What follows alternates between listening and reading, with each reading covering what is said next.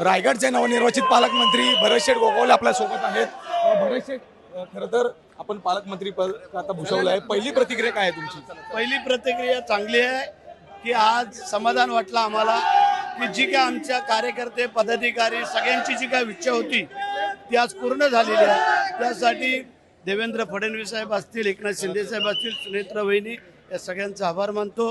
त्याचप्रमाणे माझे जिल्ह्यातले सगळे आमदार, खासदार, जिल्हा परिषद अध्यक्ष, जिल्हा परिषद सदस्य, पंचायत समिती सदस्य, त्यानंतर नगरसेवक, नगराध्यक्ष आणि सगळ्या जनतेचे मी आभार मानतोय की आज आम्हाला श्रावणी सोमवाराचा पहिला सोमवार आहे आणि त्याच्यामध्ये आज शंभू महादेव प्रसन्न झाले। नक्कीच गेल्या अनेक वर्षांचा हा संघर्ष होता तटकरे विरुद्ध गोगावले, मात्र आता हा तिढा ऐकून सुटला पाहिजे का यानंतर? हा तेढा आणि मेढा कधीच सुटलेला आहे।